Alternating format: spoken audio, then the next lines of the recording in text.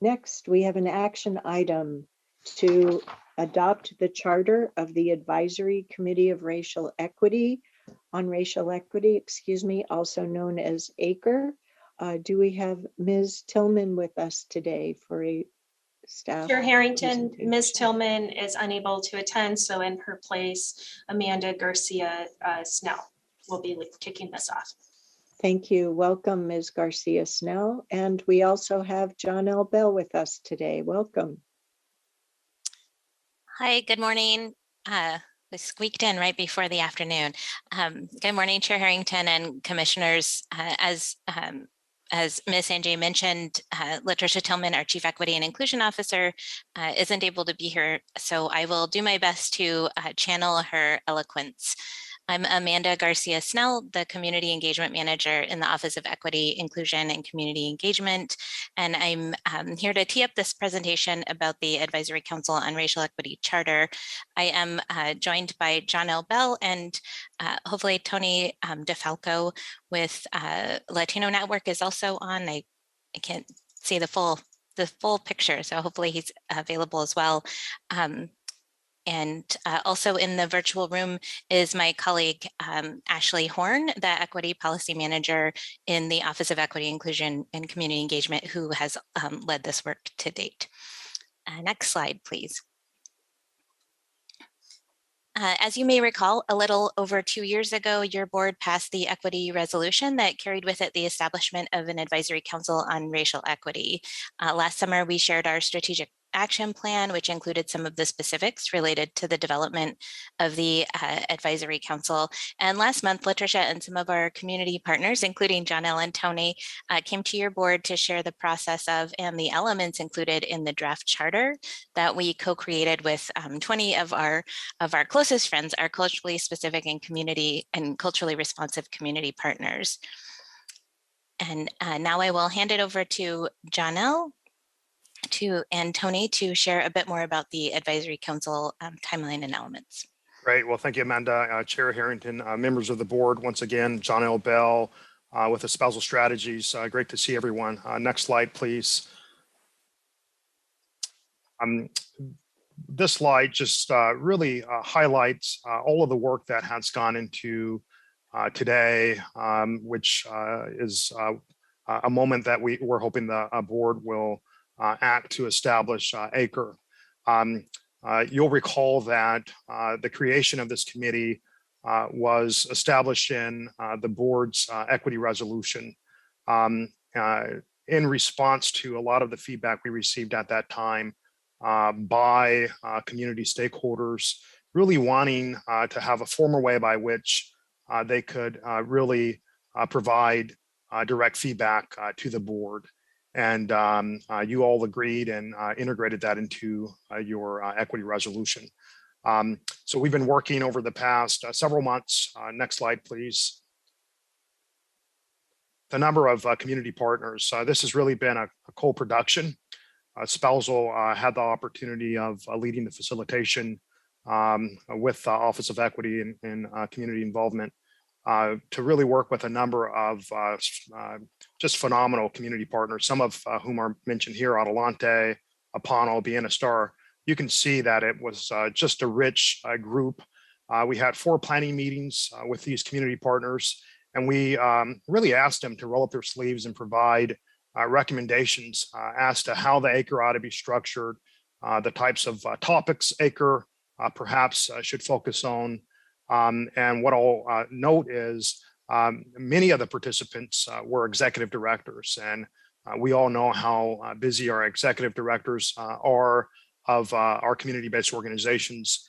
And you know, they showed up for 4 meetings, 2 to 3 hour meetings, really rolling up their sleeves. So you really have really got the best counsel, I think, in our region. So with that, I'd love to turn it over to Tony DeFalco.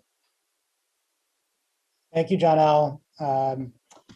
Really appreciate the opportunity to be with you all today. It's an honor and privilege to be here. My name is Tony DeFalco.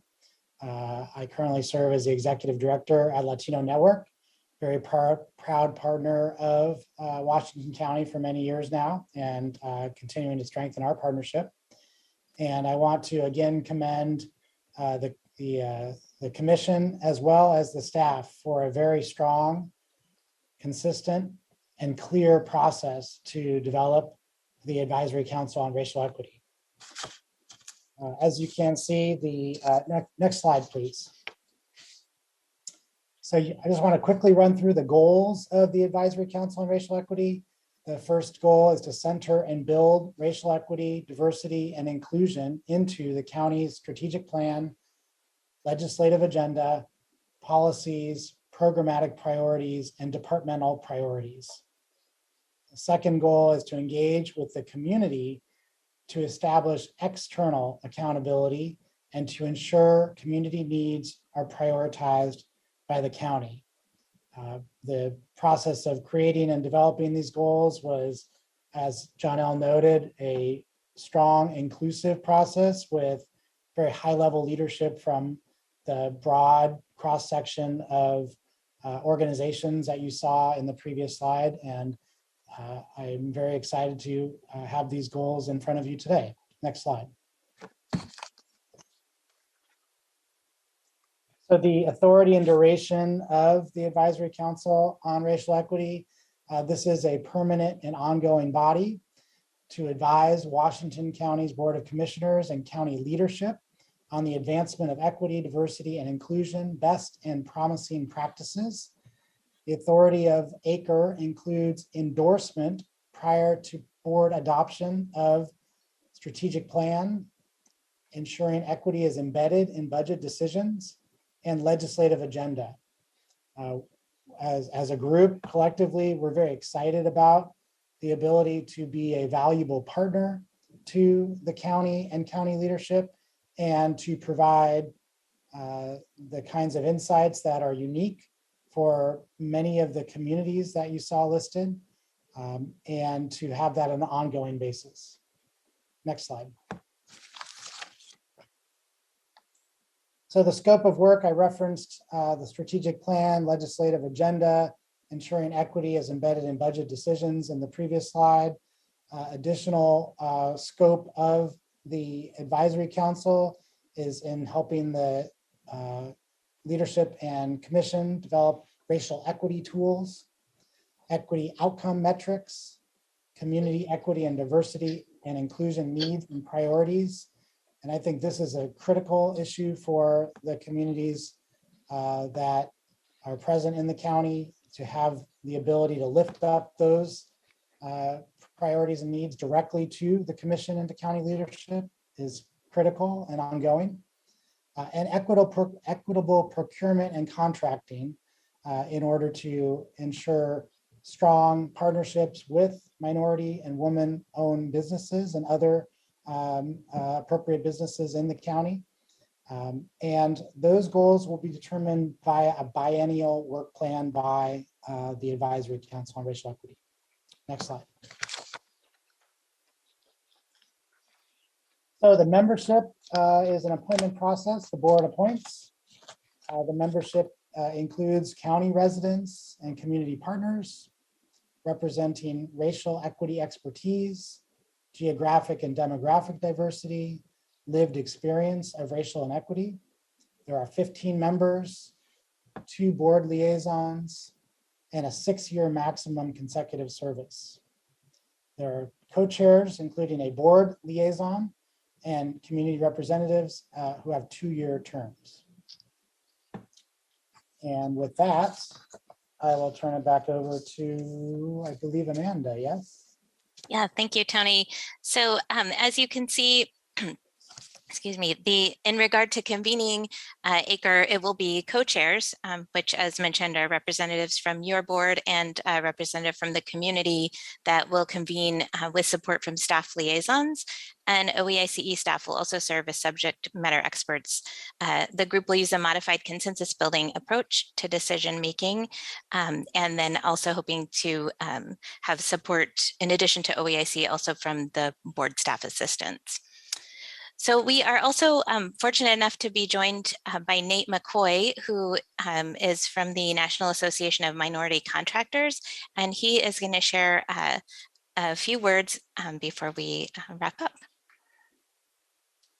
Thank you, Amanda, for good of the order. Madam Chair Harrington and fellow county commissioners, thank you for having me here today on this monumental day. My name is Nate McCoy, Executive Director of the National Association of Minority Contractors, our Oregon chapter.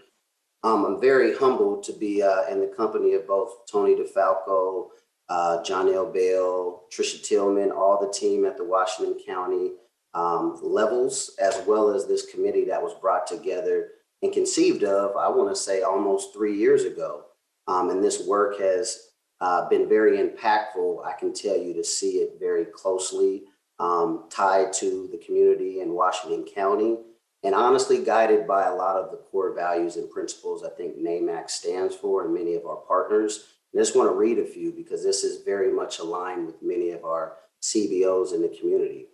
For NAMAC, we look at an organization like ours being an anti-racist focused organization, delivering effective and efficient services to our community, being organizationally and individually accountable for our actions in our communities that we support, leading, being a differentiator as well as an innovator. And then also bringing in relationships and community building opportunities like this coalition of partners we've got here today, all with an eye towards our most favorite topic of our vision and values, which is this eye towards economic justice for our communities.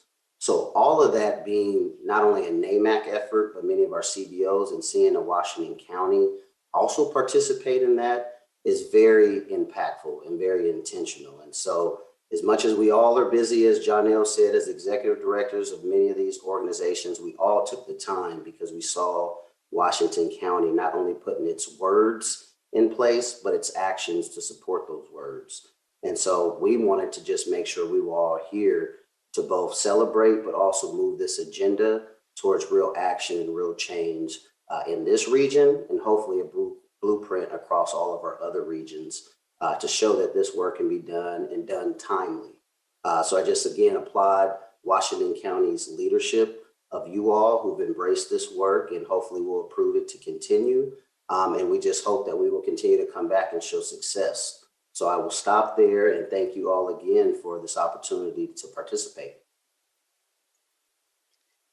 Thanks, Nate, and thank you, John L. and Tony. And I really want to extend appreciation and thank you to all the other members of the Acre Planning Committee for their leadership and co-creation in this charter. And especially want to just give a shout out to Maria Rubio and Marcus Monday, who in 2019 came to the board to suggest a body like this, which really launched a lot of this work in a formal way. So really appreciating that I was in the room at that time and still in the room for this. And with that, next slide, please. I would like to ask your board to adopt the Acre Charter. Thank you, Ms. Garcia Snell, and to our esteemed experts and speakers who joined us today. Commissioners, any questions, comments, or motion? Go ahead, Commissioner Willie. Well, yeah, I guess I'd like to ask the question, maybe this is a Brad question. On slide 6 there, it says duration Acre would be permanent and ongoing body. Is that typical for all of our other charter organizations, that they would be put in there that they are permanent, or is that just means it's permanent until the commission decides it's not? Thank you, Chair, Commissioner Willie. We usually don't have language regarding that issue. We're usually silent. Commissions, because you approve this actual charter, will be the ones that will decide, if at some point that you want to change it in any way. But typically, all of our boards and commissions keep going on and on and on until the board decides they don't need them anymore. Usually, it's rare for us to remove boards and commissions, though, but that's ultimately a board decision. Well, but what I'm asking is does this verbiage in this one preclude that? I don't think so, because it's the boards that's adopting it. The board can unadopt it if it's your choice or a future board's choice. Okay, well, I just wanted to make sure that that future commissions, I guess, would have the ability to either modify this or do something else, maybe adopt a different one that would be better than this one. But I just didn't want us to be handcuffing both ourselves and our future commissioners. I don't think you're doing that if you adopt this. Okay, thank you. Other commissioner questions or comments at this time? Go ahead, Commissioner Treese. I just want to again express my appreciation to the work that's gone on behind this. It is certainly the next steps as we progress through the commitments that we made through our resolution. And I greatly appreciate the work of our staff and of our community leaders. So thank you very much.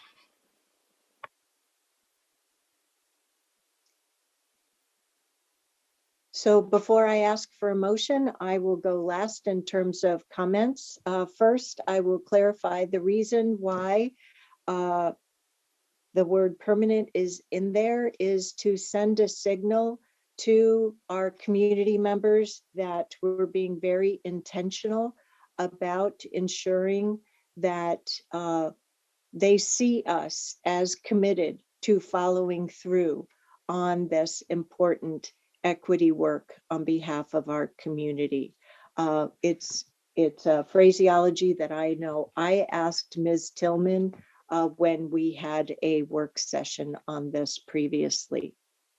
I will share that I'm very grateful for the work that has been done, not only by our team members and vast community members, but those who have been named in the presentation, as well as those of you who are here with us today. As I'm working to contain my appreciation, please let my words of sincerity and professionalism come across to you and to our community, who committed their time, lived experience, and future vision to co-create this committee charter. I wish it success in working with this and future Washington County Boards of Commission. Thank you.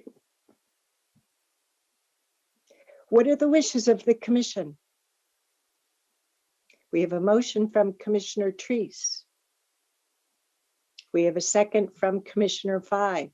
All those in favor of adopting the charter for the Advisory Committee on Racial Equity, please raise your hand or say aye.